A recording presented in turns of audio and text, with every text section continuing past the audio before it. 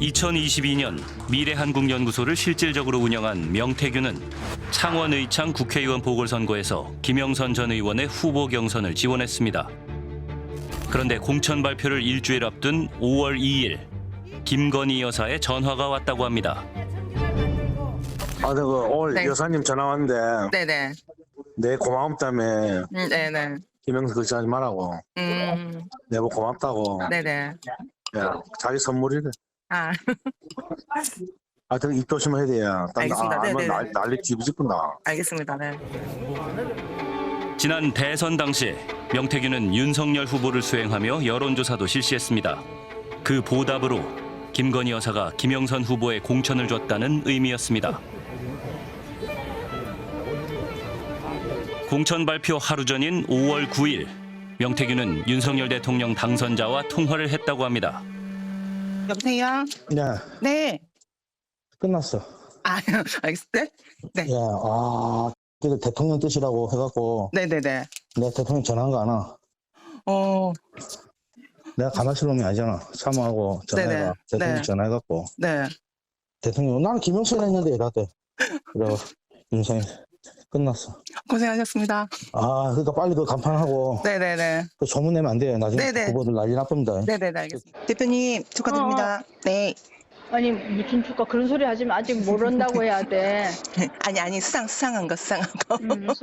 네, 그리고 네, 네. 결과가 또 방망이 쳐야 맞아요. 공천이라는 게 방망이 튀기 1, 2분 전에도 쪽지가 들어와서 뒤집히는 수가 있어. 맞아요, 네. 그리고 네. 지금부터 전화 오는 사람들은 다 첩자라고 생각하고 네네네네. 우리도 초조하게 기다리고 있다. 그래 얘기해야 돼. 당연하죠. 네네네. 다음 날 이준석 당시 대표가 보궐선거 후보를 발표했습니다. 김영선 전 의원이었습니다. 5월 2일 날 저한테 첫 통화가 김건희 여사가 본인한테 주는 선물이다. 약간 공천이라는 그런 뉘앙스로 얘기를 했었고 5월 9일 날 정확하게 이제 공천 이제 받는다, 확정된다라는 통화가 있었는데 그러니까 결과적으로 봤을 때는 약간 이게 그 무료로 제공됐던 여론조사 비용으로 김영선의 공천을 받아왔다라고 저는 생각합니다. 국회의원 재보궐선거 공천에도 윤석열 대통령 부부가 부당하게 공천에 개입한 것 아니냐는 의혹이 제기된 가운데 명태균은 자신이 유력한 정치인들과 관계를 맺어왔다고 잇따라 폭로했습니다. 내가 어디 갔어? 뭐라고 했냐? 아니 시장님, 시장 할래요? 대통령 할래요? 이게 내 첫마디. 시장님이요. 나한테 4번이나 그랬어요. 살려달라고. 울어달라고. 이거 좀 잘못됐네. 말 잘못했네 이거. 이준석 대표도 자기가 1등 된다고 생각했겠어요? 이준석을 당대표 만들고 나서 아이고, 김진태는 그 내가 살린 거야. 벌떡 일어나가 손을 잡고 내 얘기하니까 그분이 내 생명의 은인이라고. 그래, 안 그래도 박한수 고맙다고 평생 잊지 않겠다고 생각하는데 그렇게 일고 오래 살라고 박한수도 오래 살라고 또 희한하게 기도해야 되는 상황이 벌어지네. 내가 했던 일을 20분에도 안 나온 거지. 게다가 임명련은 진짜 뒤집어지지. 보수 진영의 선거판을 주도했다는 그는 대통령과의 인연도 강조했습니다. 나는 그림자 있어, 그림자. 그림자로 있어요. 몸에서 2m 벗어나는 그림자 있어요? 그림자는 주군에 2m를 벗어날 수가 없어요. 거기보다 더 들어가기 어려운 데가 코바나 컨텐츠예요. 거기야 거기 그다음에 당선되니까 뭘 개방했는지 당선 인사로 하니까 코바나 컨텐츠 받아주는데 저는 뭐 어차피 다 갔을 거 아니에요. 허풍쟁이, 거짓말쟁이라는 비난이 쇄도하자 명태균은 보란듯이 김건희 여사가 보낸 문자 메시지를 공개했습니다.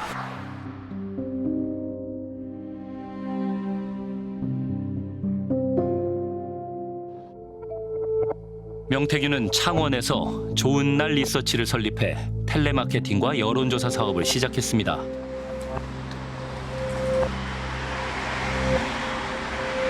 그 당시가 이렇게 여론조사 기관이더라고. 뒤에 알았는데 그게 뭐 좋은 날 리서치였다 이런 이야기라. 여론조사 기관인데 칸칸이 탁탁탁 아줌매들 옛날에 전화해갖고 전화하는 장치가 다 돼 있더라고요. 아 그래요? 네, 돼 있어서 그 뭐 여론조사 하는 데인갑다 이런 정도로 알았는데 여론조사 하다가 뭐 선관위에 그때 뭐 조사받는 게 있어서 내가 자문도 좀 해주고 이래 했었어요. 당시 명태균은 이른바 바지 사장을 내세운 채 시사경남 CEO 명함을 가지고 다녔습니다. 2017년 명태균은 경남도지사 선거에 출마한 김영선 후보의 선거운동을 도왔습니다. 낙선한 김 전 의원을 자신의 여론조사 업체 미래한국연구소의 대표이사에 초빙해 연을 이어갔습니다. 당시 명태균은 불법 여론조사도 서슴지 않았습니다. 그중 하나가 일명 띄워주기 여론조사로 600만 원의 벌금형을 받은 사건입니다. 당시 미래한국연구소에서 일했던 김태열 씨를 만났습니다. 창원시에 전자를 유치하려고 하시는 총장님을 아십니까? 라는 그런 형식의 설문 조항을 만들어가지고 여론조사를 했어요. 그때 강혜경 실무를 담당했던 강혜경 씨가 총장은 몇 개월만 있으면은 창원시장을 준비하는 사람이고 이거는 문제가 된다. 여론조사 하는 걸 막았대요. 막으니까 명태균 씨가 괜찮다고 뭐 선관위에 만약에 문제가 되면은 그거는 그때 생각하고.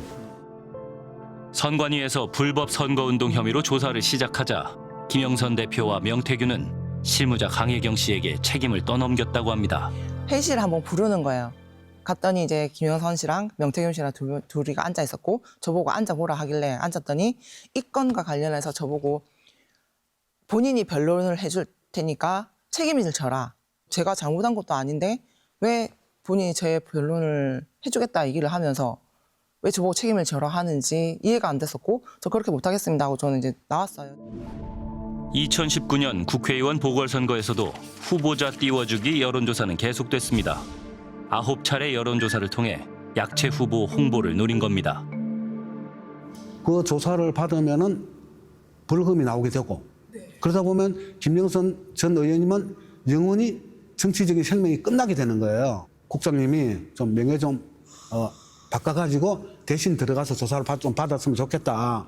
미래한국연구소 법인 폐쇄를 하기까지 명태균에 의해서 저질러진 불법 여론조사 처벌을 제가 5분이나 벌금을 맞게 됐습니다. 제가 벌금을 500만 원 아직까지도 못 내고 있고. 한편 명태균은 김영선 전 의원의 소개로 김종인 전 국민의힘 비상대책위원장을 만났습니다. 명태균과 김종인 전 위원장의 관계를 잘 안다는 사람을 어렵게 만났습니다. 명태균과 오랜 우정을 나눈 사이라는 B씨. 그렇죠. 우리는 제일 오래됐다. 제일 친하지. 다른 제일 우리 그 부자잖아요.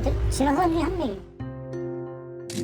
B씨는 대통령 부부의 공천 개입 의혹이 불거진 뒤에도 명태균과 연락하며 지낸다고 합니다. 김종인 만났고 일본노스 했더니 앞으로 일 같이 하게 됐다고. 명태균도 물론 이제 존경하는 그 아버지, 자기 아버지가 총이 없으니까 아버지로 정치적 아버지로 생각하면서 중요한 것은 김종인 위원장은 명태균의 많은 부분에 의지했어요. 근데 그게 확실하지가 않아서 뭘 어떻게 의지? 아침에 먼저 전화온 게 김종인 위원장이었지. 그리고 명태균 아우가 이제 뭐 말을 해요. 차 타고 다니면서. 나도 들으면 다음 날 되면 명태균이 한 말을 김종인 위원장이 언론에 말하고 있어요. B씨는 지난 8월에도 명태균과 함께 김종인 전 위원장을 직접 만났다고 말합니다. 그날은 마침 내가 운전을 했단 말이에요. 명태균이 지금 자기 다리 아프고 이래가지고 원래 뭐 3시인가 만나야 되는데 1시간 넘게 4시 반쯤 만난다. 그걸 그 시간까지 김종인 위원장이 그 사무실에서 다른 약속을 딜레이하면서 기다렸어요.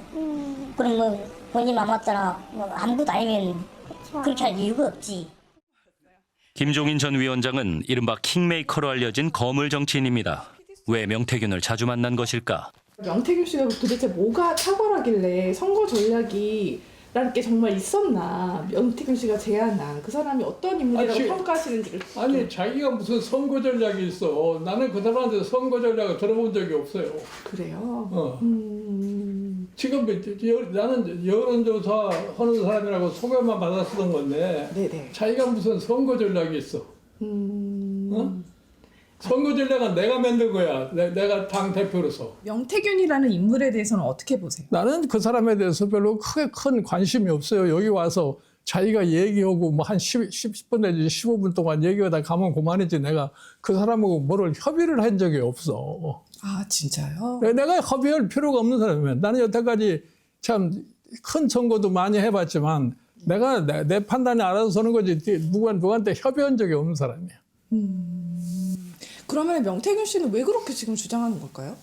자기가 나하고 가깝다는 걸 갖다 주장하는 것이 자기에게 무슨 이익이 되는지 모르지만 자꾸 나하고 가깝다는 주장을 하는 거 아니야. 그거 하나는 분명한 게 명태균 씨가 나하고 가깝다는 거를 소위 밖에 자랑하기 위해서 여기 오면 꼭 사람을 두 사람을 이렇게 데리고 와요.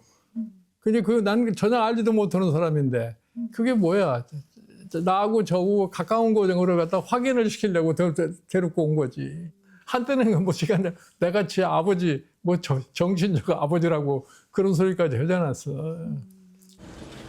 하지만 창원에서는 다르게 소문이 났습니다. 명태균과 친하다는 C씨를 만났습니다. 김종인이 명태균을 엄청나게 찾았지. 진짜요? 오피스텔에 명태균이 자주 갔지. 김종인이 거짓말. 그래요? 김종인 할아버지가 거짓말. 명태균하고 차 타고 이렇게 가다 보면 차 운전하면 스피커폰 하잖아요. 김종인한테 뭐 물어보고 한다고 전화가 와. 뭘 물어봐요? 김종인이 명태균한테? 하여튼 그때 당시에 이준석 말도 하고 이준석 말도 하고 또 무슨 말을 하던데 너무 기억이 없다. 하여튼 차 안에서는 2번 다 들었어. 명태균의 인맥은 김영선, 김종인 등을 등에 업고 이준석 의원으로 넓어졌습니다. 이준석하고 명태균은 상당히 정치적으로 교감이 잘 됐죠. 명태균도 이준석에 대해서 상당히 높은 점수를 줬고 이준석이는 정치적인 어떤 감각이 있다 이거예요.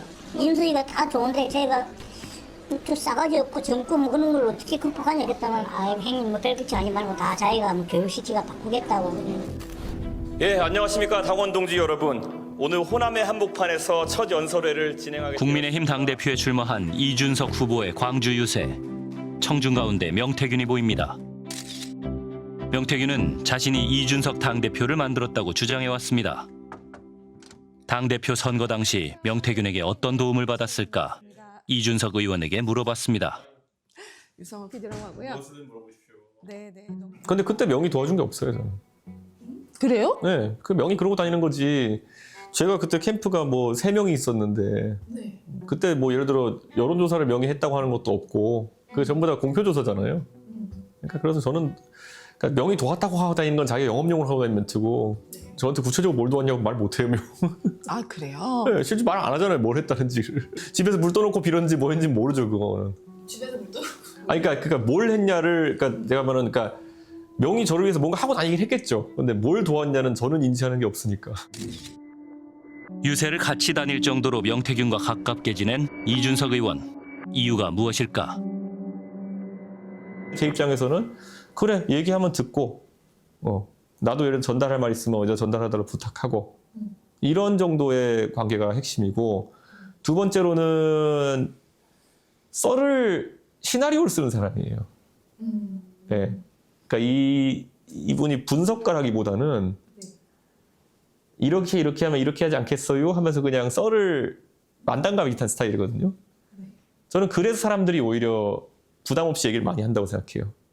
그래서 저도 마찬가지. 그래서 명태균은 김종인, 이준석에 이어 오세훈, 홍준표, 김진태, 안철수 등 유력한 정치인들과도 관계를 맺었다고 말합니다. 홍준표 대구시장은 명태균의 주장에 대해 선거 브로커의 거짓말이라고 반박했습니다. 김진태 강원도지사도 명태균의 주장이 사실과 다르다고 반박했습니다. 아니 안 의원님도 저 명태균 씨라는 분 아세요? 아니요, 모릅니다. 네, 명태균이라는 이름도 처음 들어보셨고요. 예, 처음에는 앞 2글자만 기억이 나가지고. 하지만 명태균은 안철수, 윤석열 후보 단일화를 중재했다고 주장합니다. 2021년 이제 보궐선거 때 명태균 씨를 처음 만나셨다고 들었어요? 만나신 건 맞죠? 맞습니다. 네. 솔직히 말씀드려서 잘 기억이 나지 않는데요. 계속해서 저렇게 사실무근인 얘기를 하면 네. 고소를 안 할 수가 없습니다. 당신들이 사인이 아니잖아요. 유권자들의 지지를 먹고 자라서 지금 공직에서 유권자들이 낸 세금으로 월급 받고 있는 분들이에요. 그러니까 그런 분들이 명태균이라고 하는 사람의 손을 잡아줬기 때문에 저 사람이 저렇게 큰 거고요. 근데 그러면 제가 그런 생각이 드는 거죠. 왜 손을 잡았을까? 절대 드러나지 않을 거라고 생각했으니까요. 그러니까 이 남들 안 보이는 데에서 나는 무슨 일이라도 할 수 있어. 그게 설사 불법이라도. 2021년 3월 윤석열 당시 검찰총장이 보수 진영의 대선 후보로 떠올랐습니다. 앞으로도 제가 어떤 위치에 있든지 자유민주주의와 국민을 보호하는 데 온 힘을 다하겠습니다.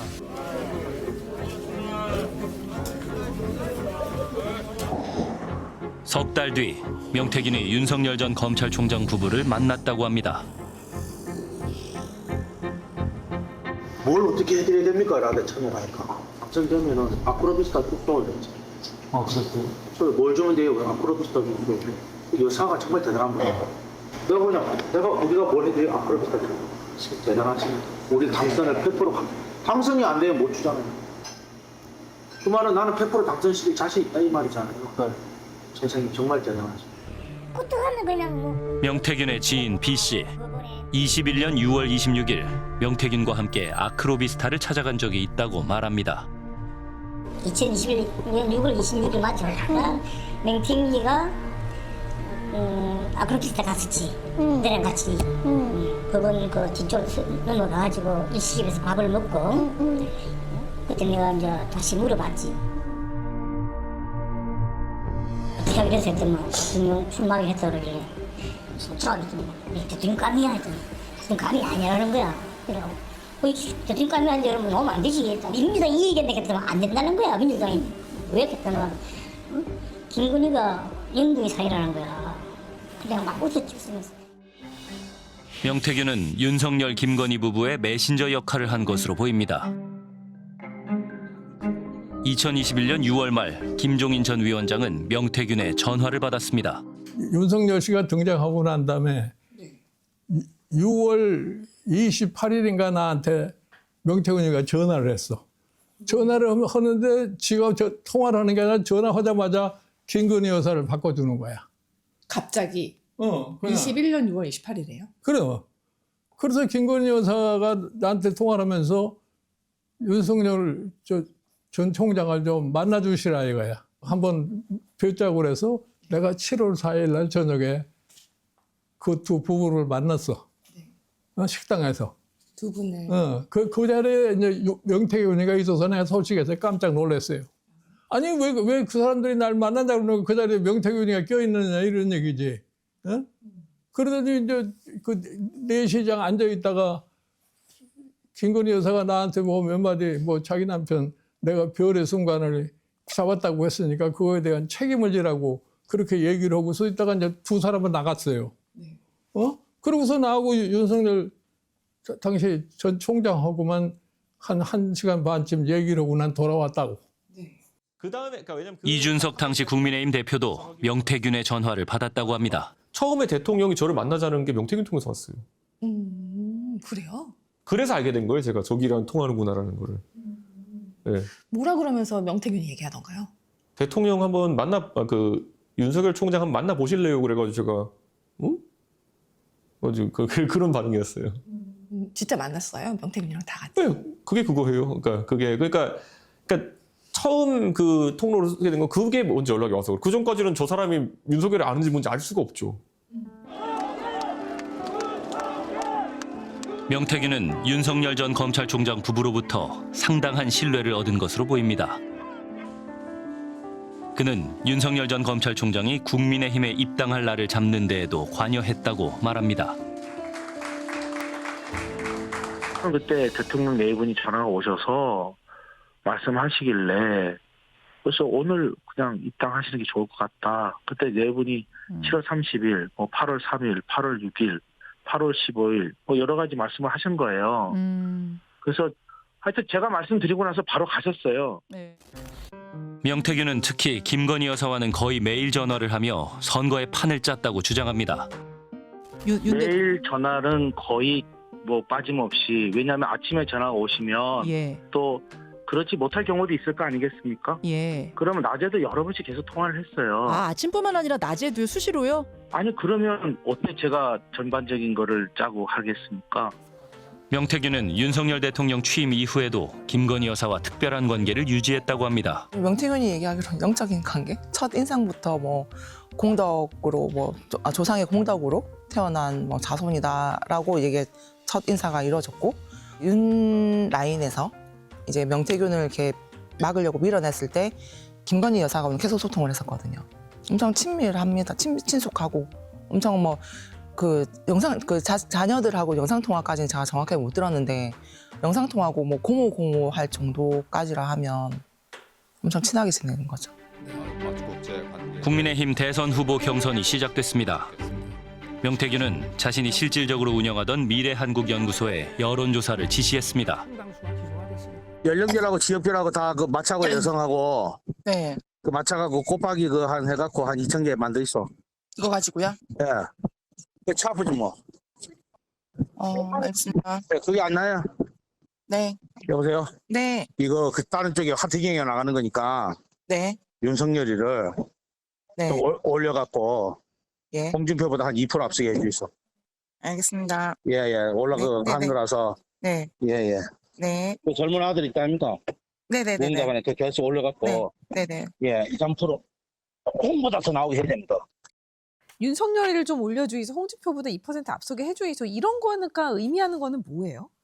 그게 그대로 말 그대로 조작하라는 짓이고, 그 앞에 맥락이 그러니까 응답하지 않았던 그 개수를 뻥튀기를 하는 건데, 500개의 개수를 이제 곱하기 4 해서 2,000개 정도로 만드는 거예요. 그러니까 이거는 그 명태균이 말하는 보정 자체가 아니라 이건 완전 순수하게 정말 100% 조작을 지시를 했던 건데, 그 윤석열 지지층이 젊은 층이 없어요.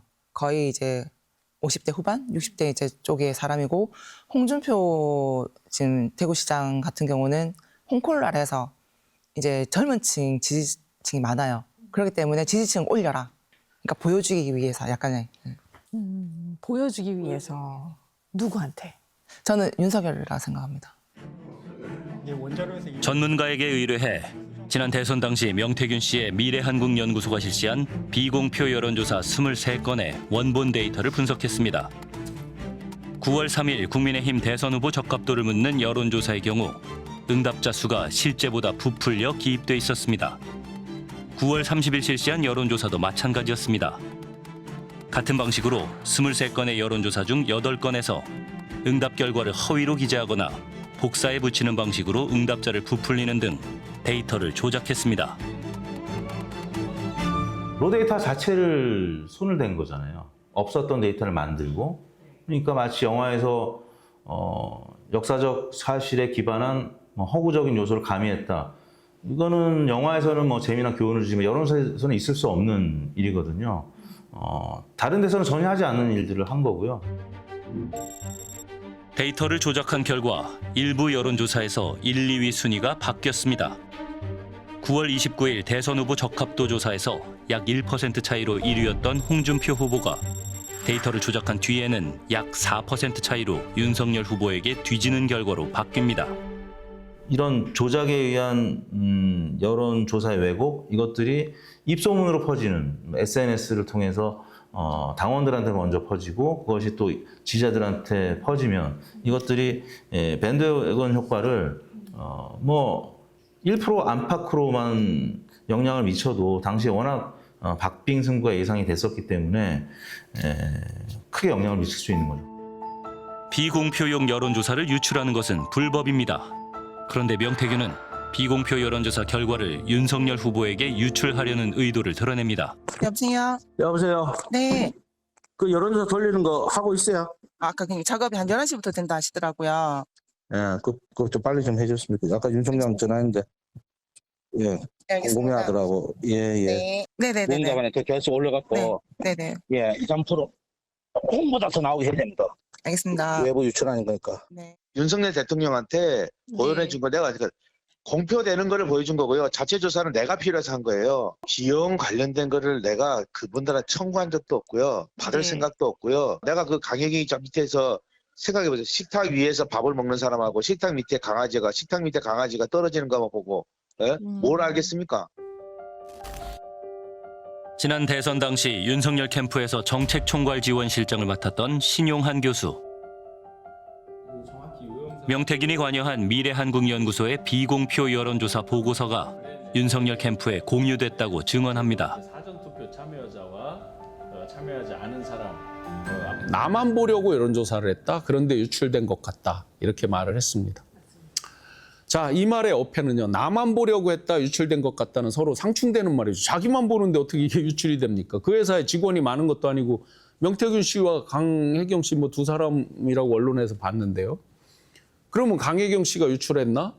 그건 그분에게 물어보면 답이 나오겠죠. 제가 현재까지 국회에서 뭐 등등등은 유출하지 않았다는 거잖아요. 당시에 윤석열 후보가 여론조사를 맡겼으면 의뢰받은 거잖아요. 근데 윤석열 당시 후보는 맡긴 적이 없다고 주장을 하고 있고, 그럼 명태균 씨가 자체적으로 한 거란 말이에요. 그럼 자기만 봐야 되는 겁니다.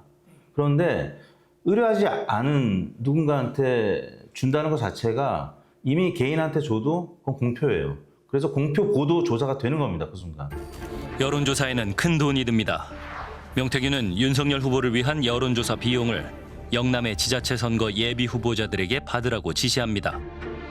유세장에서 윤석열 후보를 만났던 배모 씨와 이모 씨가 각각 1억 2천만 원씩 전달했습니다. 돈은 모자르면은 소장한테 얘기해서 이거 형이고 한테 받으면 됩니다. 예, 알겠습니다. 추가 좀 받아가 난가 돈을. 네네네네. 이거 내가 다 돌린다고 다 공지했거든. 아, 알겠습니다. 예, 그럼 지금부터 매일 선거일까지 돌린다. 네네. 10일이잖아. 네네네. 적은 돈 아니지?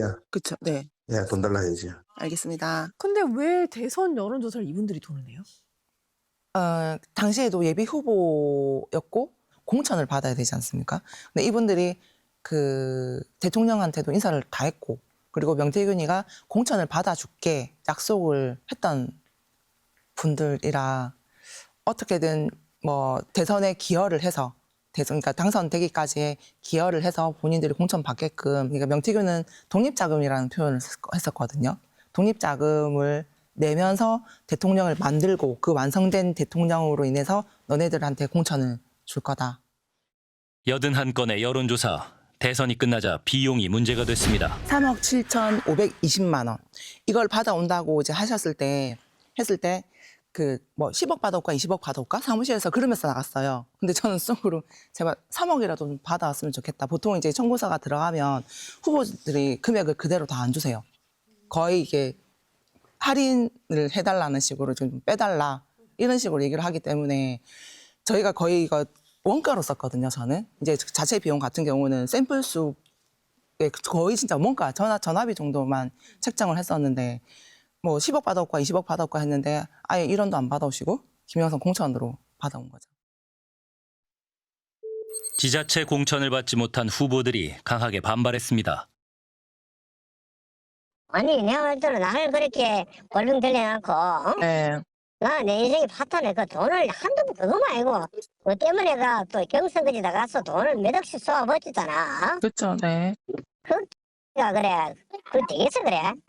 지 책임질지 못할 일을 지가 해놨고 그래 해놨고 그 지는 뭐 내가 가져간 게 있나 없나 하고 그 새끼 그거 웃기는 말이가? 명태균은 윤석열 당선자로부터 여론조사 비용은 받지 못했지만 김영선 공천이라는 선물을 받았다고 말합니다.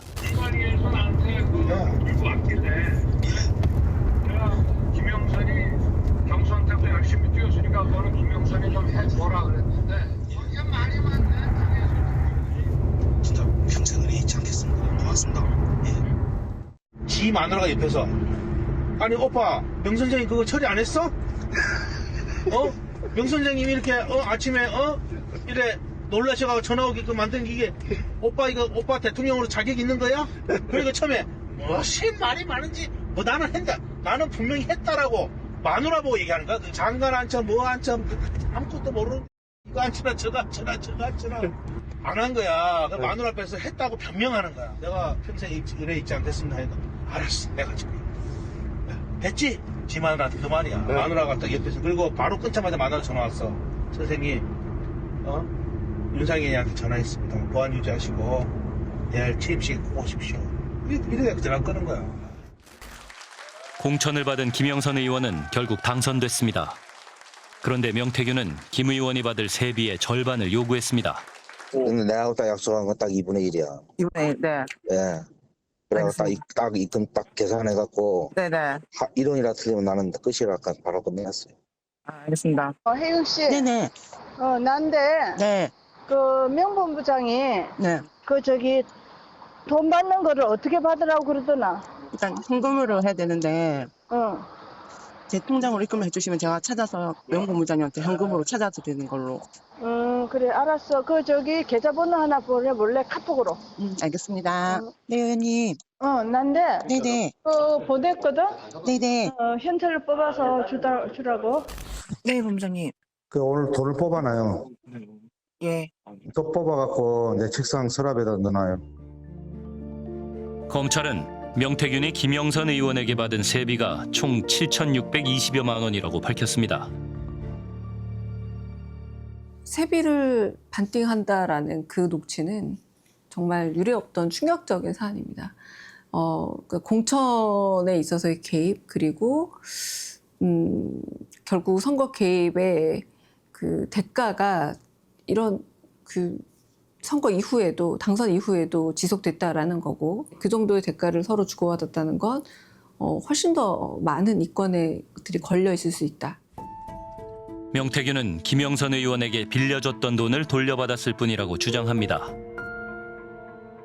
그거 제가 빌려준 돈 받았는데 제가 얼마 빌려준지를 알고 계세요?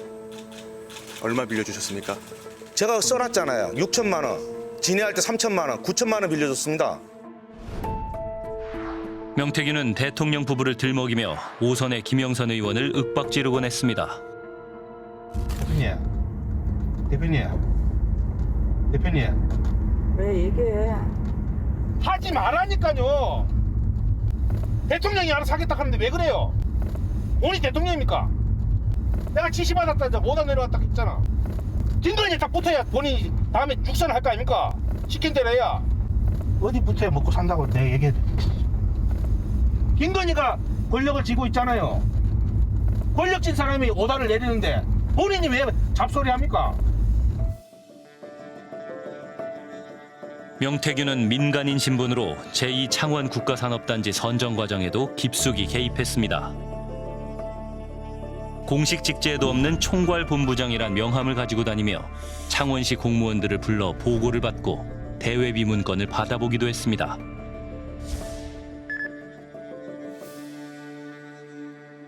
명태균이 헤드 테이블에 앉아 있어요. 거만한 모습으로 아무리 좋은 말을 해도 좋게 안 들려. 공무원들이 눈치로 먹고 사는 사람들이에요. 딱 가면 헤드 테이블에 저기 대장이구나, 저게 다 하는구나 다 알아. 가면 회의도 자기가 주관해. 명태균은 산단 사업에 관한 홍보 시한 문구까지 자세히 지시하기도 했습니다. 박정희 대통령이 조성한 제1창원 국가산단 첨단 기계산업 국화돼 있잖아요, 1층에. 네. 그 폰트로. 네. 그 밑에도 똑같이 해달래요.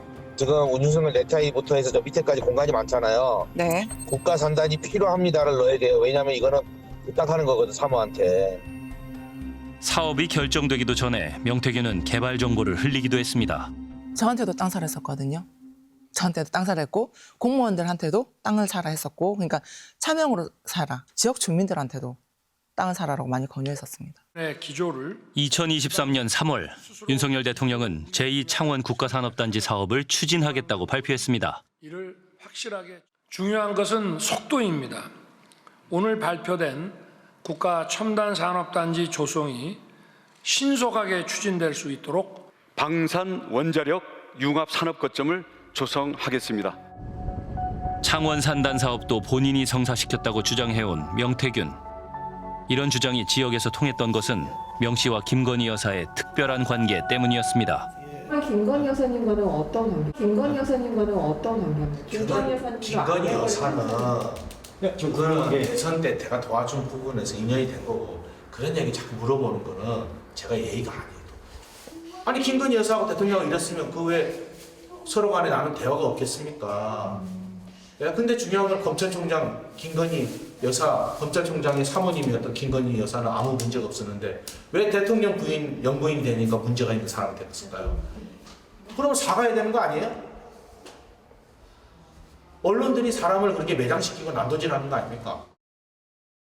명태균 게이트의 진위를 두고 국회에서도 연일 공방이 벌어졌습니다. 자, 김건희 여사와 명태균 씨 사이의 카톡입니다. 철없이 떠드는 우리 오빠 용서해 주세요. 무식하면 원래 그래요. 지가 뭘 안다고. 대통령실은 여기 등장하는 무식한 오빠가 대통령 아니고 친오빠다 설명했는데 여전히 유효합니까? 네, 그렇게 들었습니다. 네, 그럼 다른 오빠도 한번 만나보겠습니다. 지 마누라가 옆에서 아니 오빠 명 선생님 그거 처리 안 했어? 명 선생님이 이렇게 놀라셔가지고 전화 오게끔 만든 게 오빠 대통령으로 자격 있는 거야? 이 오빠도 친오빠일까요, 실장님? 그래서 저건 그 누구의 목소리인지 잘 모르겠습니다. 명태균 씨가 말한 건데요. 명태균 씨가 지칭하는 게 글쎄요, 뭐 친오빠일까요? 저거는 대통령 영부인의 목소리가 아닌 것 같습니다. 네, 저는 아까 그 카톡에 등장하는 철없이 떠드는 그 오빠랑 같은 오빠인 것 같은데요. 대법원 판례에 의하면 이런 정도의 누구누구를 공천했으면 좋겠다라는 의견 개진, 가사 사실이라고 하더라도 저건 전혀 문제될 게 없습니다. 5월 9일 날 통화는 대통령이 민간인인 당선인 시절이었습니다. 공무원으로서의 정치적 중립 의무도 없는 것이고 대통령 당선자에 대한 어떤 정치적 중립 의무를 규정한 법률은 없어요. 결국 윤석열 대통령이 대국민 사과를 했습니다. 텔레폰으로 온 건지 아니면 전화로 온 건지는 잘 모르겠습니다만은 하여튼 받은 적이 있다. 무슨 제가 그 명태균 씨와 관련해서 뭐 부적절한 뭐 일을 한 것도 없고 또 뭐 감출 것도 없고 그렇습니다. 네.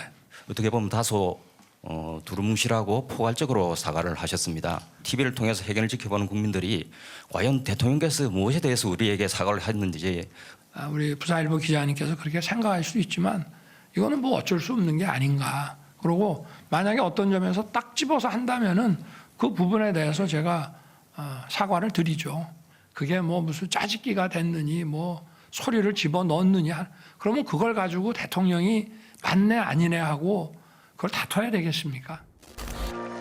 대통령 취임식이 열렸습니다. 이날 명태균 씨 부부는 윤석열 대통령 부부의 가족석에 초대받았습니다. 더 할 수 없는 우대였습니다. 숨을 못 쉬지 뭐 옆에 그저 덥지요 사람들만. 아니 그것 때문인 게 아니고 그 대통령 아버님 계시고 옆에 그다음에 그 여동생 가족석에 앉아 있구나. 그다음에 옆에 여사님 어머니 계시고 그 조카들이 아니 옆에 막 누가 떠들어서 갔더라고. 내보다 말이 더 많아. 그럴 사람 없는데 누구예요? 시끄러워. 나중에 보니까 그 도이치모터스 사장이라. 지난 7월 20일 검찰이 김건희 여사를 대면 조사했습니다. 도이치모터스 주가 조작 혐의로 고발된 지 4년 3개월 만이었습니다. 안전상의 이유로 대통령 경호처 시설에서 진행된 조사. 검사들은 조사에 앞서 신분증과 휴대폰을 제출했다고 알려졌습니다. 사실 핸드폰은 무선 조작으로 폭발이 가능하게 조작할 수도 있어요. 테러리스트가 뭐 검사님 이런 거가 이제 조사를 받는다는 보안이 새는 경우엔 거기에 폭탄물을 설치할 수도 있기 때문에 김건희 여사 측은 검찰에 조사받는 사실이 외부에 유출될 경우 조사를 계속받기 어렵다고 전달했다고도 합니다. 이제 검찰은 어떤 수사 결과를 내놓을까요? 한 번이라도 불공정 거래 행위를 한 경우에는 일벌백계로 다스려 폐가망신을 한다 하는 그런 인식이 심어질 수 있도록 최선을 다할 그런 계획을 갖고 있습니다. 도이치모터스 주가 조작 사건. 이 사건에는 도이치모터스 권오수 회장을 비롯해 투자자 91명이 연루됐고 작전에 활용된 증권 계좌는 157개에 달합니다.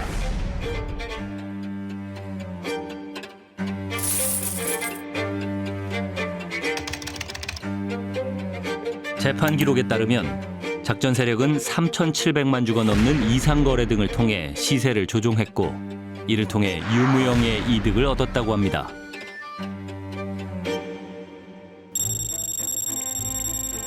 특히 이 사건은 1차 작전과 2차 작전 이후로 나눠서 진행되는데 당시 작전 세력의 행위가 주가에 영향을 끼친 것은 분명한 사실입니다.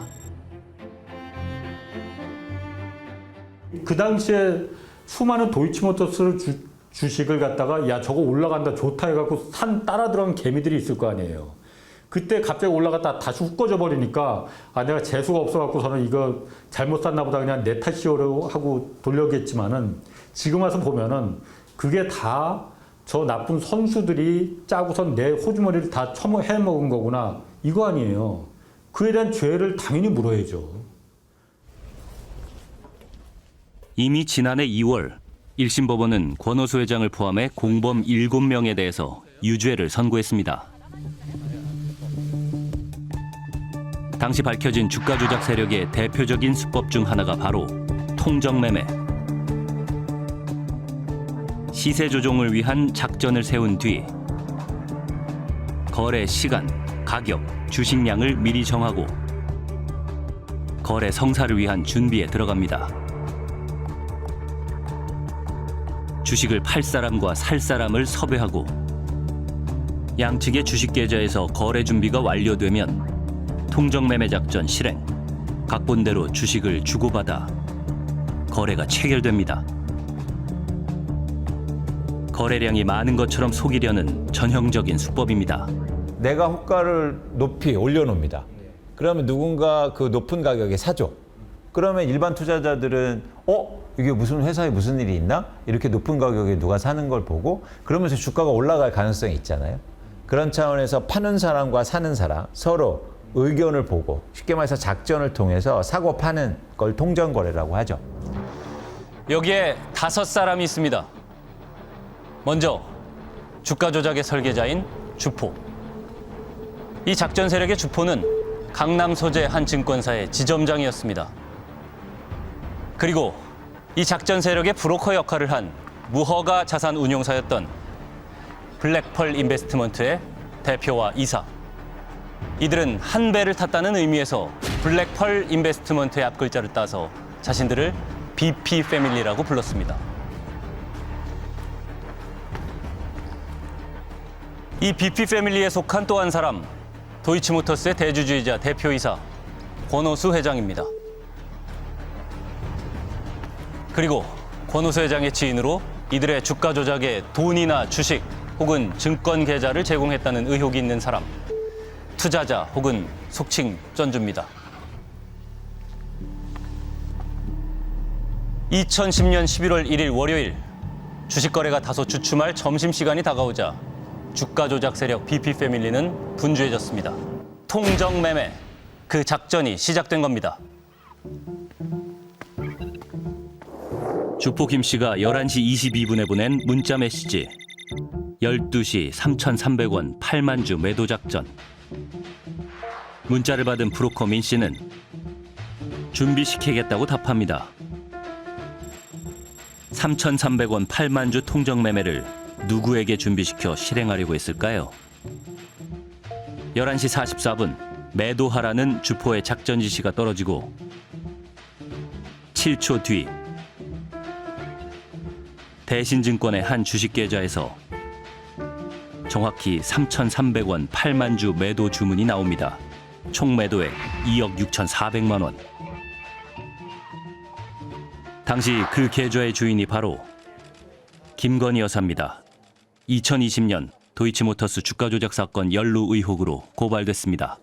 도이치모터스 권오수 사장하고도 저랑 사업을 같이 하니까 나랑 권오수 사장하고도 벌써 20년이에요. 벌써 지낸 지가. 예. 김건희 여사와 도이치모터스 권오수 회장은 오랜 인연이 있었던 것으로 보입니다. 오늘 영상 수사받긴 했는데 주가 조작 혐의 인정하십니까? 혹시 김건희 씨하고는 좀 알고 지내시는 사이입니까? 김건희 씨 건수로 거론나는데 느껴졌어요? 도이치모터스 주가 조작 1심 공판 당시에 검찰은 김건희 여사가 2007년부터 도이치모터스 주식을 소유했었다고 했습니다. 2007년 어머니와 함께 유상증자에 참여했다는 것. 2009년에는 권오수 회장이 대주주였던 두창섬유가 소유한 도이치모터스 주식 중 24만 8천여 주를 김건희 여사가 매수했습니다. 도이치모터스 권오수 회장을 주가 조작의 주모자라고 적시한 1심 법원. 법원은 권 회장의 주가 조작 범행 동기에 대해 수리공장과 할부금융사 설립 등 경영상 필요에 의한 것이었다고 판단했습니다. 법원이 인정한 주가 조작 기간은 2009년부터 2012년까지. 도이치모터스는 2013년 할부금융사 도이치파이낸셜을 설립하는 등 우량 기업으로 성장했습니다. 20년 넘게 여러 주가 조작에 관여했던 안치현 씨.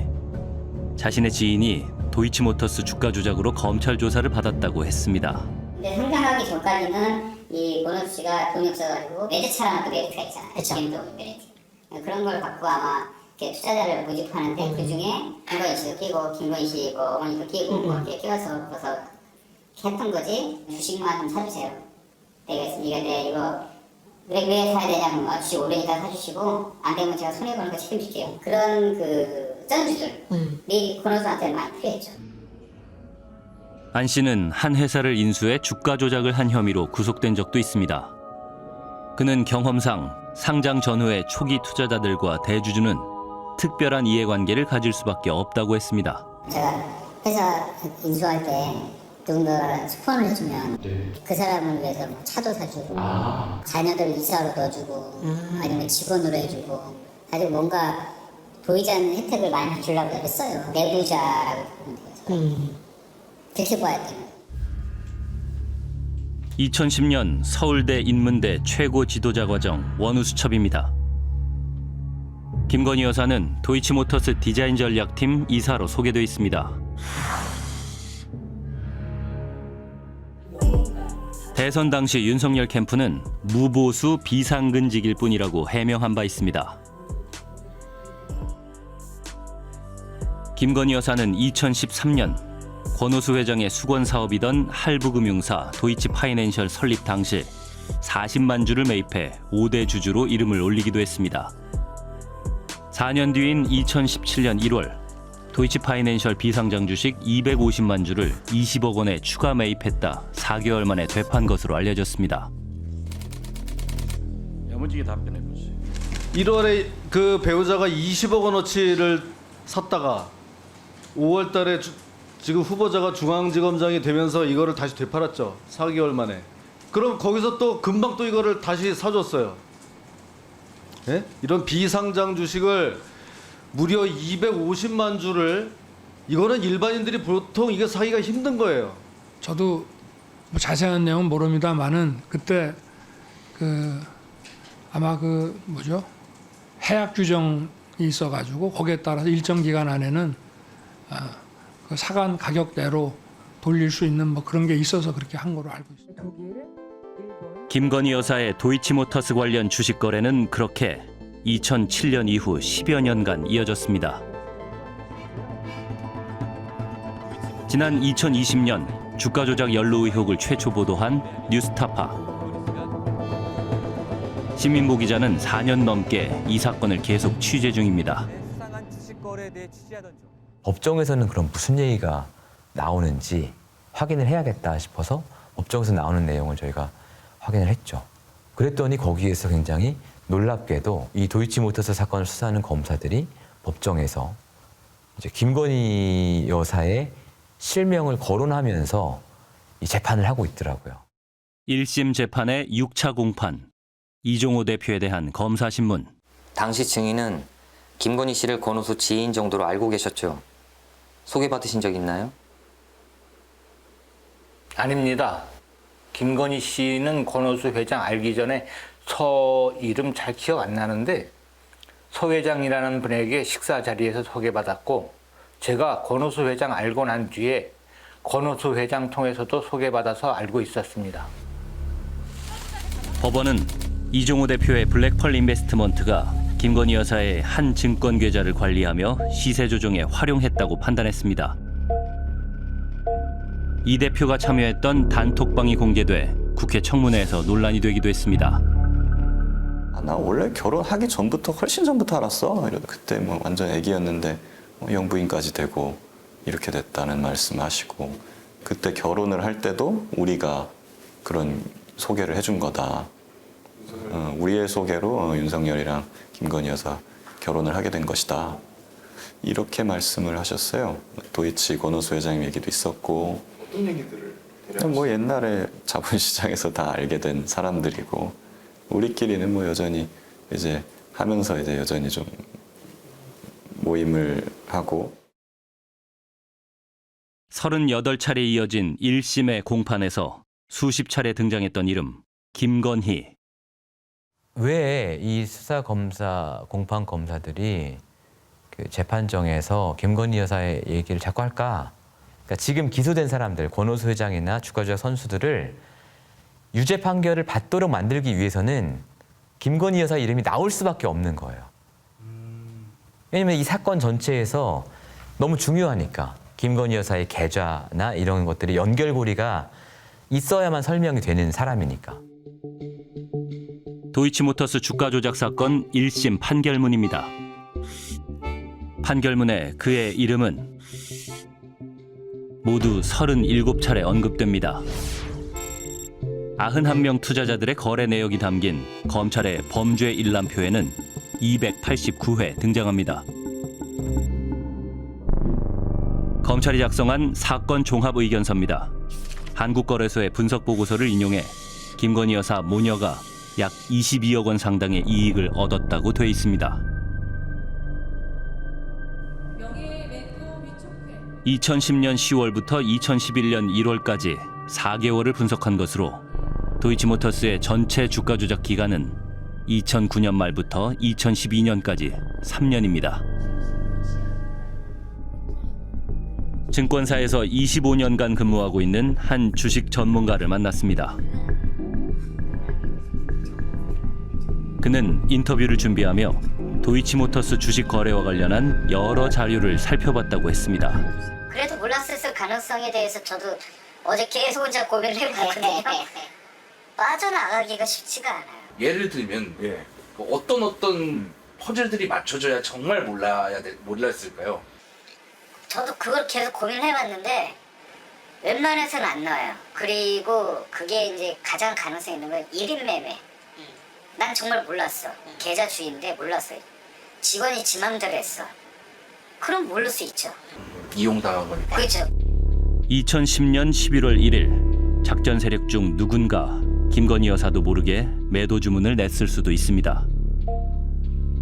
주포의 지시를 받은 브로커가 누구에게 준비시켰길래 7초 만에 정확히 3,300원 8만 주 매도 주문이 나왔던 걸까요? 그럼 여기서 증인이 준비시킬게요라고 한 대상자는 누굽니까? 저것도 추정할 수밖에 없는데요.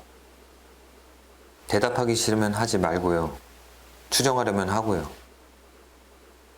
이종호 대표일 가능성이 있다고 보입니다. 증인이나 민 씨가 김건희나 김건희 측에 연락한 겁니까? 기억나지 않습니다. 김건희요? 네. 기억나지 않습니다. 증인이 김건희 씨한테 연락을 했을 것 같은데 어떤가요? 저는 그런 기억이 없습니다. 한 변호인은 김건희 여사 계좌를 제3의 인물이 활용했을 가능성을 언급하기도 했습니다. 김건희 계좌 관리하는 제3자가 있었고 제3자가 대기하고 있다가 매도 주문 제출한 걸 수도 있잖아요. 그럴 수도 있겠죠. 그런데 1심 재판이 마무리돼 가던 35차 공판. 검사가 묘한 얘기를 꺼냅니다. 하나만 추가로 물어보겠습니다. 이때 당시에 김건희 씨 명의 대신증권 계좌는 영업점 단말로 김건희 씨가 직접 직원에게 전화해서 거래한 것입니다. 공판검사가 굳이 그 말을 하거든요. 그 말을 할 필요가 없었어요. 그냥 재판장에 따로 변호인하고 검찰하고 따로 입해서 재판관한테 말을 하든지 그래도 되는데 굳이 공개적으로다가 이거는 김건희가 직접 매도 주문을 낸 거다 라는 말을 직접 하거든요. 왜 했겠느냐 그 말을. 그날 작전 세력 중 누가 김건희 여사에게 연락해 매도 주문을 내도록 했던 걸까요? 김건희 여사는 3,300원 8만 주 매도 주문을 하면서도 통정 매매인 줄을 몰랐던 걸까요? 공판 당시 검사는 김건희 여사가 직접 주문했다고 표현했지만 1심 재판부는 그날 직접 주문을 낸 것이 누구인지를 확정할 수는 없다고 했습니다. 고발된 지 4년이 넘어서야 김건희 여사를 대면 조사한 검찰. 그의 휴대전화 내역을 조사했을까요?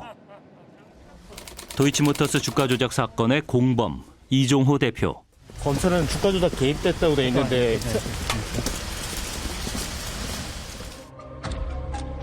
이종호 대표는 검찰의 블랙펄 인베스트먼트 압수수색 당시 휴대전화를 박살내버렸습니다. 권오수 회장의 휴대전화를 확보했는지는 알려지지 않고 있습니다. 지금 우리가 요구하는 거는 없는 증거를 만들어서 처벌하려는 게 아니거든요. 왜 우리가 핸드폰을 압수수색을 합니까? 압수수색을 전격적으로 이루어지지 않습니까? 그거는 입증하기 위해서 하는 거잖아요. 그런데 김건희 여사님 쪽은 어차피 증거 확보가 늦었잖아요. 저는 증거가 없어서 처벌을 못한다, 입증할 수 없다 라고 한다면 검찰이 무능한 거죠. 2010년 10월 28일 브로커 민 씨가 주포 김 씨에게 보낸 문자. 처리하시고 전화 주실 듯이란 표현이 등장합니다. 잠시 후 김건희 여사의 대신증권 계좌에서 나온 3,100원 10만 주 매도 주문. 51초 만에 작전 세력이 관리하던 계좌들이 10만 주 대부분을 매수합니다. 그러자 대신증권 직원이 김건희 여사에게 알립니다. 교수님, 저 그 10만 주 냈고 예. 그거 누가 가져가네요? 아, 체결됐죠? 예, 토러스 이쪽에서 가져가네요 보니까. 그럼 얼마 남은 거죠? 이제 8만 개 남은 거죠. 11월 1일 3,300원 8만 주 통정 매매가 있던 날에도 거래 체결 직후 대신증권 직원이 김건희 여사에게 전화했습니다. 김건희 고객님 되시죠? 네. 여기 대신증권 목동지점이라고 합니다. 네네. 네, 방금 그 도이치모터스 8만 주 네. 다 매도됐습니다. 아, 예. 알겠습니다. 네. 그래서 그 거래가 됐습니다 그랬더니 알겠습니다 이렇게 얘기한다는 거죠, 담담하게. 이제 그런 경우를 볼 때 결국엔 내가 팔 때 누군가 살 사람이 이미 정해졌던 건 아닐까. 그리고 공교롭게도 그 계좌를 보면 그 주가 조작에 연루된 증권사에서 사가지 않습니까? 이런 것들을 보면 아, 내가 파는 걸 누군가 산다는 걸 미리 인지했을 가능성이 굉장히 높은 거예요. 그리고 또 2010년 11월 3일 최은순 씨 계좌 등에서 3,550원 87,326주 매도 주문. 43초 후 김건희 여사 계좌에서 3,550원 9만 주 매수 체결. 다음 날인 11월 4일 권오수 회장 지인의 계좌에서 3,760원 4만 주 매도 주문. 28초 후 김건희 여사 계좌에서 3,760원 4만 주 매수 체결. 그런데 검찰은 2010년뿐 아니라 2009년에도 김건희 여사 계좌가 통정 매매에 활용됐던 것은 아닌지 조사한 것으로 보입니다.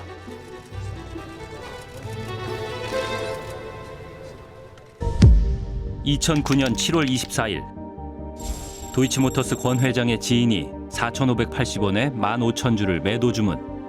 4초 후 김건희 여사의 신한증권 계좌에서 4,580원에 15,000주를 매수합니다. 사흘 뒤인 7월 27일 권오수 회장의 또 다른 지인이 4,640원에 13,000주 매도하자 9초 후 김건희 여사 계좌에서 4,640원에 13,000주를 매수합니다. 이 당시에도 신한증권 담당 직원은 김건희 여사에게 전화로 체결 상황을 알렸습니다. 여보세요? 아, 예, 이사님. 예. 예, 받으셨어요? 예, 13,000주. 그럼 체결된 거죠? 예, 예, 체결됐습니다. 예, 감사합니다. 받았죠? 예. 요 단어가 중요해요. 누군가가 물량을 주기로 사전에 약속이 돼 있었던 거예요. 그래서 녹취 보면은 여보세요 하고 예 받으셨죠? 그 얘기. 그러니까 누군가가 이 물량을 이쪽에 주겠다라는 게 사전에 이제 서로 약속이 있었던 거예요. 이 내용으로 보면. 2009년 7월 30일에도 권오수 회장의 지인이 4,680원에 17,890주를 매도하자 7초 뒤 김건희 여사 계좌에서 4,680원에 18,000주를 매수합니다. 이 거래들을 담당했던 증권사 직원은 검찰 조사를 받았습니다. 위 거래가 권오수를 중심으로 의도된 거래로 보이는데 어떤가요? 만약에 지인이라면 당연히 거래를 맞춰서 한 것이겠죠? 시세를 조정하기 위한 통정 매매일 가능성도 상당해 보이는데 어떤가요? 지인이고 그럴 관계면 그럴 가능성도 있는데 잘 모르겠습니다. 도이치 사건에 대해서는 그냥 여사님이 이제 사적으로 말씀하시는 거는 똑같습니다. 거기 그 카톡에도 나와 있지 않습니까? 뭐 자기는 뭐 주가 조작도 할 줄 모르고 관여된 바 없다라는 입장이신 것 같고요. 근데 지금 관련자 중에서는 뭐 영부인과 의사 연락을 했다라는 진술은 단 한 번 하나도 없는 걸로 알고 있고, 그다음에 이제 관련 증거도 이걸 입증할 수 있는 사항은 하나도 없는 걸로 알고 있습니다. 검찰의 주장에 따르면 주포 김 씨가 주도했던 도이치모터스 주가 조작은 2차 작전, 그에 앞선 1차 작전이 있었다고 했습니다. 1차 주가 조작의 주포는 이모 씨, 유명 투자 자문회사 출신이라고 했지만 거짓말이었습니다. 2009년 11월 중순 지인의 소개로 권오수 대표를 소개받게 되었습니다. 8에서 9천 원 하던 주가가 1,800원대로 폭락하여 관련된 우호주주들로부터 심한 압박을 받고 있던 실정이었으며 저에게 충분한 사례를 약속하며 이 문제 해결을 도와달라고 부탁을 하였습니다. 도이치모터스 권오수 회장에게 주가 문제 해결을 부탁받았다는 주포 이모 씨. 그는 2010년 1월경 권오수 회장으로부터 도이치모터스 주식을 가진 주주라며 김건희 여사를 소개받았다고 했습니다. 1심 재판의 제7차 공판. 증인은 그 자리에서 김건희 명의 신한투자증권 계좌에 대해 주문할 수 있는 권한을 위임받았는데 맞나요? 네. 그때 당시 권 회장이 회사 좋아질 거라는 비전 말했었고 김건희가 그렇게 회사 좋아지면 회사 주식 사야 되는 거 아니냐고 했습니다. 자기가 신한증권에 돈이 한 10억 정도 있는데 그걸로 주식을 사본다고 하면서 저한테 주문을 내달라고 했었습니다. 이모 씨는 김건희 여사가 그 현장에서 바로 신한증권 담당자에게 전화를 걸었다고 했습니다. 해당 증권사 담당자도 당시의 상황을 기억하고 있다고 검찰 조사에서 답했습니다. 이는 김건희가 진술인에게 전화를 걸어 주문을 낼 수 있게 해주었다고 하는데 진술인은 당시 상황을 기억하는가요? 그 전화번호로 전화가 오면 주문을 받아주라고 했고 그 다음날부터 이라는 사람이 주문을 해달라고 했던 것 같습니다.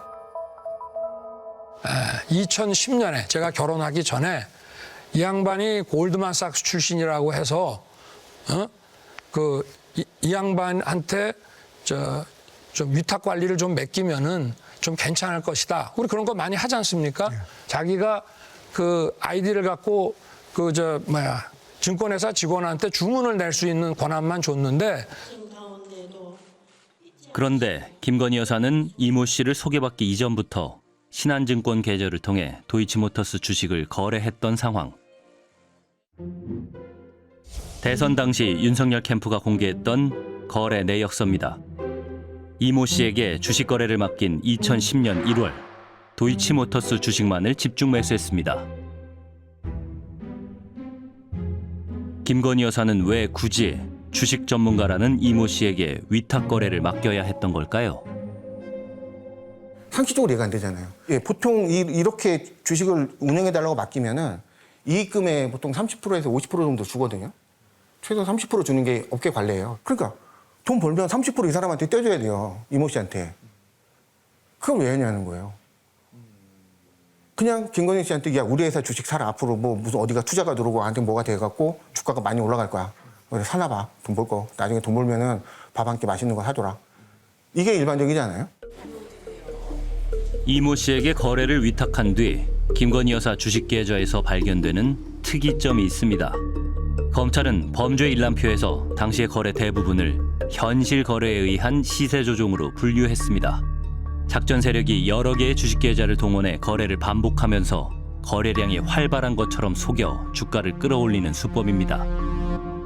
많은 거래가 한꺼번에 이루어지다 보니까 시장에 있는 일반 투자자들은 이게 막 시장에 막 쏟아져 들어오는 거죠. 그러니까 이걸 사야겠다 해서 사는 거죠. 이러면서 시장의 가격이 자꾸 올라가는 겁니다. 그리고 일정 수준 올라가면 이제 여기 가담했던 자들이 팔고 빠지면 원래 가격대로 500원으로 떨어지게 되는 겁니다. 이게 위장 거래나 마찬가지의 그 악질적인 측면이 있는 주가 조작 행위이다. 이제 이렇게 말씀드릴 수 있는 거죠. 검찰의 범죄 일람표 중 현실 거래에 의한 시세 조종 목록에서 김건희 여사의 이름은 178회 등장합니다. 법원은 1차 작전 기간은 공소시효가 지났다며 시세 조종 행위에 대해 판단하지 않았습니다.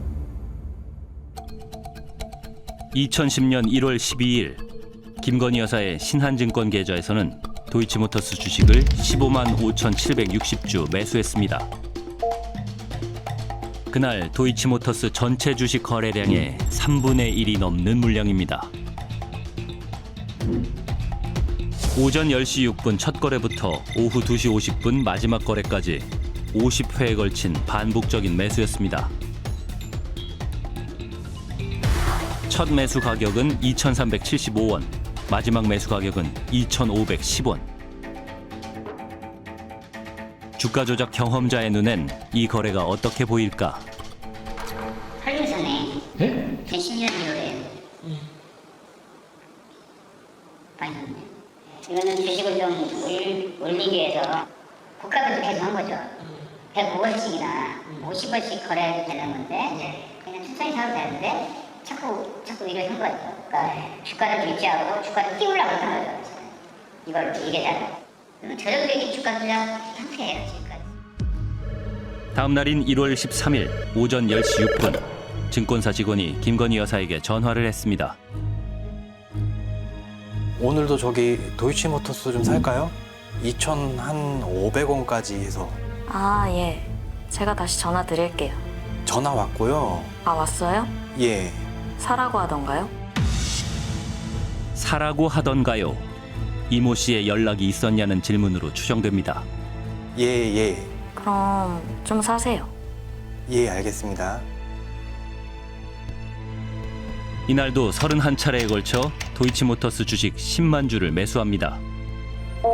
당일 도이치모터스 전체 주식 거래량의 절반이 넘는 물량. 전날 종가 2,510원, 이날의 최고가는 2,600원.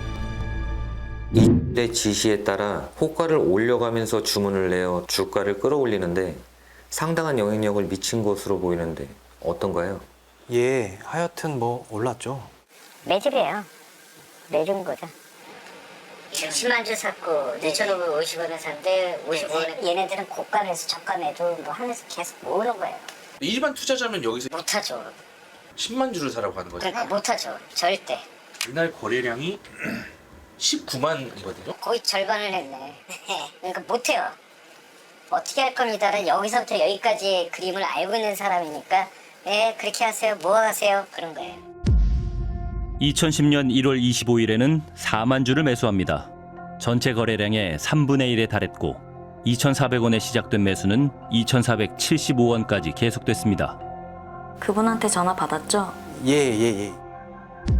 1월 26일에는 74,700주를 매수. 역시 당일 전체 거래량의 3분의 1에 달합니다. 증권사 직원은 매매 도중에 김건희 여사에게 전화했습니다. 만약에 그분이 더 만약에 얘기하면 예, 해주세요. 그렇게. 예, 그렇게 하겠습니다. 다음 날인 1월 27일, 이날은 무려 40만 60주를 매수했습니다.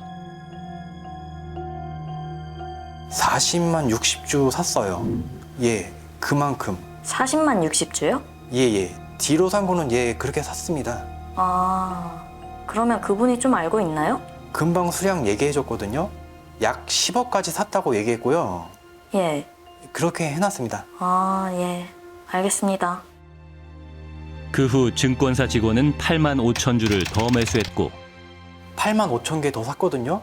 아, 예. 그분이 사라고 하죠? 예, 3만 개 정도 더 살 수 있는데 동시호가 더 들어가서 더 안 넣었거든요. 예. 저 그분이 오늘 내일 빨리 팔아준다 하더라고요. 그것도. 91명의 투자자들 중 도이치모터스 1차와 2차 작전 기간에 모두 연루된 계좌주는 김건희 여사 모녀뿐입니다. 솔직히 이 사건 기소할 때 예를 들어 그때 같이 불기소를 했다 그러면 오히려 차라리 이제 신빙성이 그러니까 신뢰가 갈 수 있겠죠. 전주긴 한데 이만저만해서 몰랐던 것 같다. 그래 범죄 혐의가 인정이 되지 않으니까 불기소한다. 그래서 증거 불충분으로 무혐의 불기소. 뭐 그랬다면 오히려 그냥 그 판단 근거들을 놓고 얘기를 하는 정도에서 그쳤을 법한 일인 거죠. 그러니까 그 사람만 딱 떼놓고 그 시기에 나머지는 기소 불기소 판단이 이루어지고 이런 것들은 의문을 낳게 할 수밖에 없죠.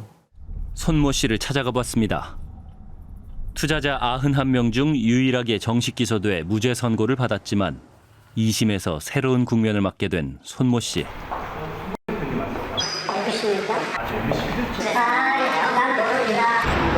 김 씨가 나 전혀 모릅니다. 어떻게 하라고 했나요? 모릅니다. 나 모릅니다. 말씀을 좀 나눌 수 없을까요? 모릅니다.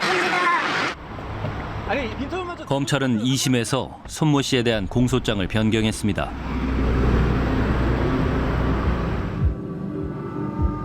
검찰은 2심 재판부에 제출한 항소 이유서에 투자자 손 씨를 공범으로 처벌하지 못한다면 방조범인지 여부를 판단해달라고 했습니다. 검찰에서 최소한 방조죄로라도 처벌을 해야 된다라는 의견을 달았는데 이거 보니까 공소장을 변경한 것도 아니야. 재판부 입장에서는 죄가 있냐 없냐를 따지려면은 공소장을 갖고 판단을 해야 될 거잖아요. 그래서 검찰을 불러서 그러니까 공판에서 이걸 나보고 어떻게 하라는 얘기냐. 아니 이걸 죄를 물으라는 따지냐는 얘기냐 말라는 얘기냐. 이 얘기가 나왔거든요. 판사는 검찰에 손모 씨 관련 항소 내용을 확실히 해달라는 취지의 요청을 했다고 합니다. 그러니까 검사 입장에서는 울고 싶은데 딱이 맞은 격일 수도 있어요. 뺨 때려준 격일 수도 있어. 아이고 재판부에서 이걸 확실히 해달라네. 그래서 바로 그 다음 재판에서 공소장을 변경을 합니다.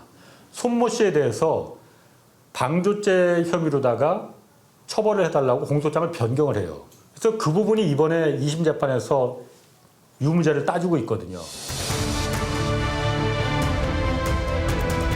여러분 안녕하십니까. 검찰이 어제 김건희 여사를 피의자 신분으로 조사했습니다. 9월 12일로 예정된 2심 선고 공판. 김건희 여사에 대한 전격적인 대면 조사가 이를 의식한 것 아니냐는 논란이 있습니다. 손모 씨에게 유죄 판결이 내려질 경우에 대비해 그 전에 김건희 여사를 무혐의 처리하려 한다는 일부의 의혹.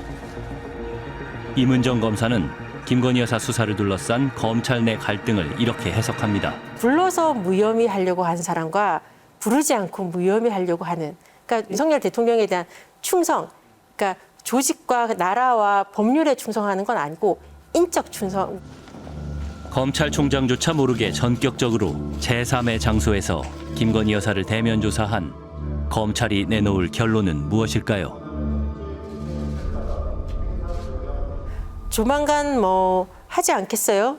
항소심 선고도 있다 그러고, 그다음에 국정감사 전에 하게 되면 또 뭐라 할 수 있으니까 국정감사는 끝내고 나서 하지 않을까 싶기도 하고, 대체 언제까지 이렇게 하겠습니까? 어차피 욕 한번 먹을 거 욕 한번 시원하게 드시고 종결하지 않겠습니까? 김건희 여사의 도이치모터스 주가 조작 연루 의혹에 대한 대통령실의 공식 입장은 지난해 2월 법원의 1심 판결 직후 내놓은 것이 마지막이었습니다.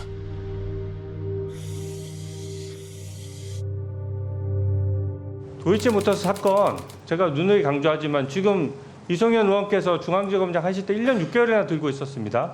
그때 수사를 안 했던 게 아니에요. 강제 수사도 하고 계좌 추적도 하고 압수수색도 하고 온갖 거 다 했습니다.